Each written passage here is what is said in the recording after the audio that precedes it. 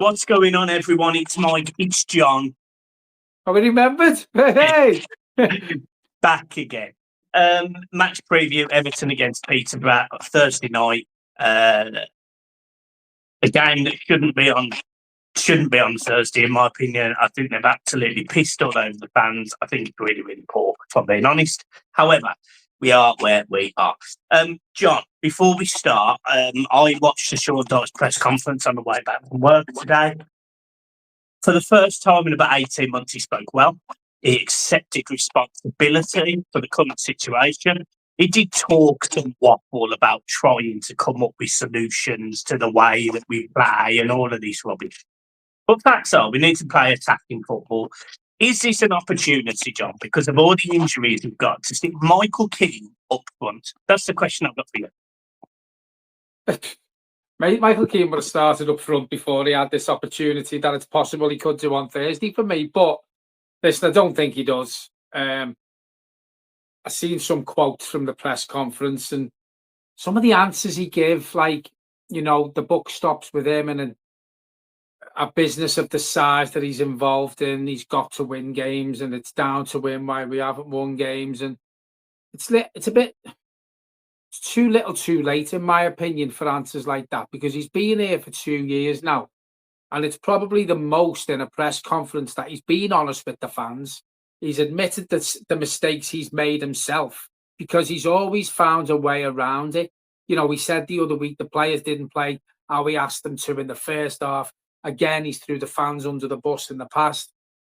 So I just think he knows he's a dead man walking. I still stick to what I said.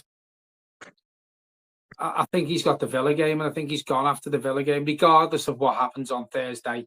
I think if Aston Villa beat us at Goodison next week, I think he's gone. I think he knows it. I think he knows with the answers he was given. It's as if he's prepared himself to get the chop. Answers like, well, yeah, it does stop with me. It's about winning football matches, and we are trying to find ways to win games and to score more goals and stuff like that. He's preparing himself for the inevitable, in my opinion, with answers like that. I think he knows that he's on borrowed time.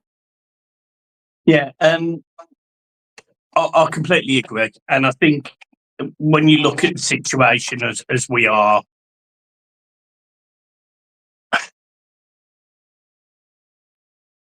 we go into every game and we don't think we're going to score. And that's got to change. The confidence isn't there at all. There's no confidence around the way we play, the way that we set up. Me and you were having a debate in the car, and, we were talking about young players, we were talking about under-18s, we were talking about the adults team, we were talking about, does a manager change it? We were talking about Moyes and Potter. The facts are, Everton and Sean Dyche haven't got any idea about how to take this club forward, and that needs to change. It needs to change quickly, and that's the bit that worries me. And we go into these games against Peterborough, and it's what they call a banana skin tie, isn't it? Peterborough could go to Everton. They've got some decent players, Peterborough.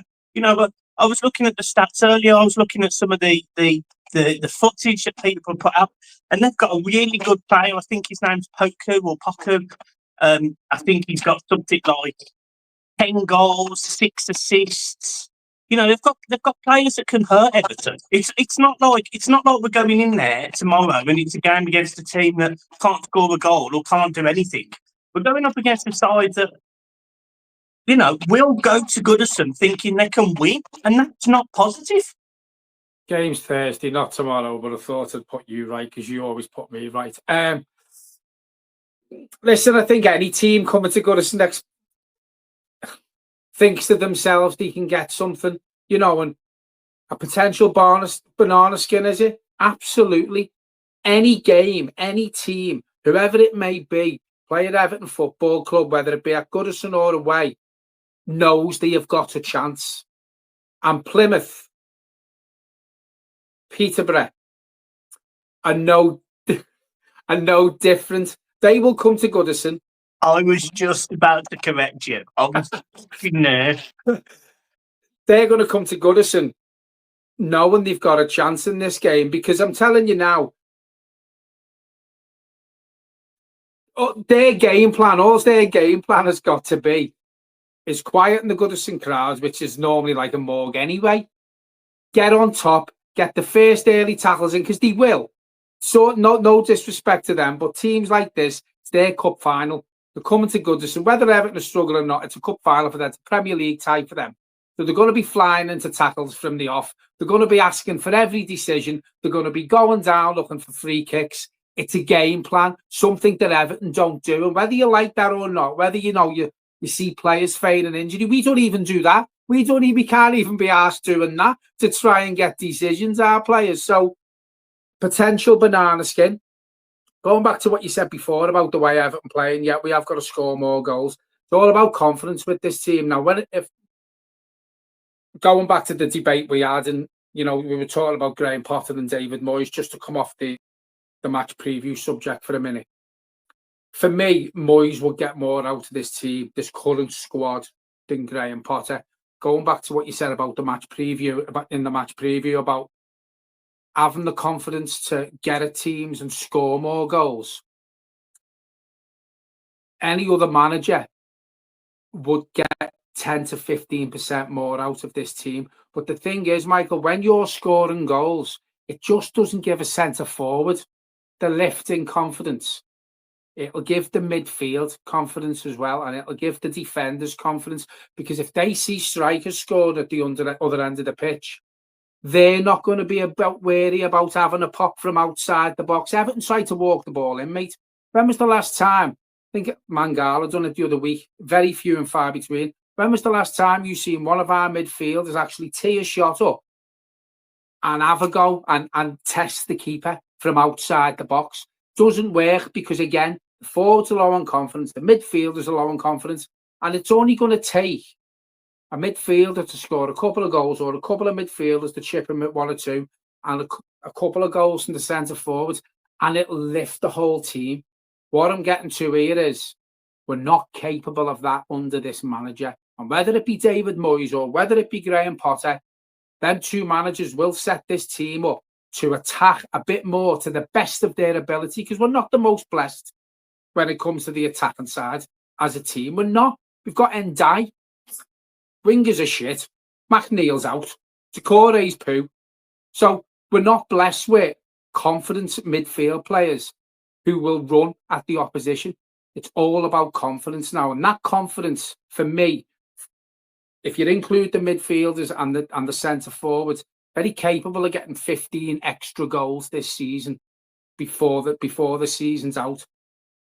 But we need to start chipping in. If the forwards aren't scoring, the midfielders need to start doing it. We need to get the set pieces better, because earlier on in the season, we were scoring from set pieces and we were dangerous from set pieces. That's dried up.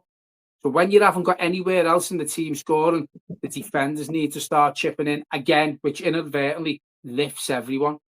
Yeah, I don't disagree. I think we should just... We don't know what the team's going to be. We don't know what the centre forward position's going to be. We don't really know who's going to play. I think there'll be an opportunity for some of the youngie lads. I think you might see I think his name's Amari Benjamin. I think you might see him. I think Armstrong possibly start as well. I think the keeper will be changed. We only have Beto available as a striker. If rumours are to be believed that he did train today, according to Dyche. Brozier is touch and go to make it, because it is only a back injury from kicking the floor. But I think it will be a mix of experience and fringe players. Jake O'Brien possibly gets to start over Tarkowski as well. Score prediction? 1-0 Everton. Yeah, I'll go 1-0 Everton as well. I don't think that'll be enough to save his skin. No. It's a sellout. It's a sellout. Again, we need our heads testing. It's a sellout of a Thursday night against Peterborough in an FA Cup game. And we've sold every ticket again. Massive credit to Everton fans. Do you think, talking about this game and the timing of this game, because I think it's an absolute joke. Peterborough fans have been shafted here. Massively. I was going to bring that up. Massively. Mate. You know, I remember a couple of years ago, Everton played, I think it was Plymouth in a cup game, a Wednesday night. I remember going, mate, it killed me. Absolutely wiped me out for days, do you know what I mean? And apparently it's on BBC One, red button, on Thursday. So whatever channel that is, they are looking at a potential banana skin. And I think we can sit here and stand here and agree that it is a potential banana skin. On the flip side of that, Michael, and I did say to you before, I know it's negative, not asked if we get beat. And that sounds really bad, but as I said the other night, we're not going to win it. Let's be honest about it. We're not going to win the FA Cup. We're not even going to get to a semi-final. We're not good enough. Get this game out the way, get the league games back in, and see where we are with the managerial situation, because a change and direction, and to hear from the Freakins and to know what's happening with Kevin Thelwell is what this club needs. Direction from the top to the bottom. And the sooner it starts, the better, because that's all what we need. Yeah, spot on, John. Right, I think that's fair match preview. That very short and sweet. Peterborough fans will come in their thousands. Fair play to them. Well done to them. Everton, as you say, is a sellout. It is on the red button for BBC. If you're not going to the game, if you are going to the game, then enjoy it, because every home game for Everton is an enjoyable occasion with fantastic, titillating football. Just one thing to add before we go. Bit of transfer news has come out today from Mr. Romano. Everton are in talks for Philogene from Aston Villa. I think I'm right in saying. It looks like Everton are trying to do a permanent deal and not a loan deal, because unfortunately we can't bring Premier League player in on loan. So we'll see how that advances. Just your thoughts on Philogene, Michael? I remember one goal he scored at Rabina, whatever it's called. Yes. That's all I remember him by, but before I've even seen enough of him, as I said to you on the phone, I could still categorically say he's better than Jack Harrison and Jesper Lindstrom. Well, this is why it's absolutely pathetic when we sign Jack Harrison and then we go and sign Lindstrom. This is a player that Everton really wanted in the summer. He's very, very good. He scored, I think, 14 goals for ball last season. Can assist, he's quick, he can beat a man. He's got a bit of everything. He's a player that I've liked for a long, long time. He's not going to cost you an arm and a leg. You know, I think it's probably going to be 12, 14 million, something like that. 20 million or everything. Yeah, I'm absolutely fine with that for a player of what I think is his quality. He's very young. He's exactly the sort of player we need. Dynamic, can beat a man, can score a goal, can cross the ball. Everything that Jack Harrison isn't.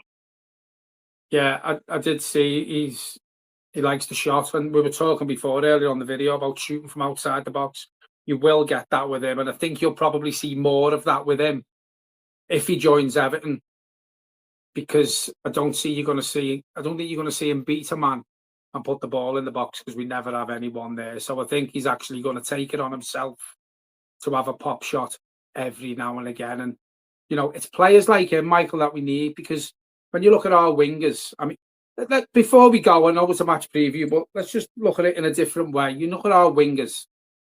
How many times has our midfielders or our wingers this season burst into the opposition's box and we've got a penalty out of it? Not enough. That's what I'm saying. So the likes of him, if we haven't got the centre forwards for him to put the ball in, at least he's a player, as you quite rightly say, he's dynamic, he's quick, he can use both feet, he's fast with his feet, he'll have a shot, but he'll run at the opposition. That inadvertently gets you more penalties as well if you've got a dangerous player like that, because we've only got Dyche. Possibly you could do that, and for me, he doesn't get in the box enough because of this manager's style of play. Yeah, I'm cool with that. Right. That is the end of the match preview. Your boy is off to football. It's going to look like an absolute masterclass in midfield from your boy over here. So, yeah, make sure you hit the like and subscribe, and we will see you potentially tomorrow, if not Thursday, for the match reaction. Peace. Cheers, everyone.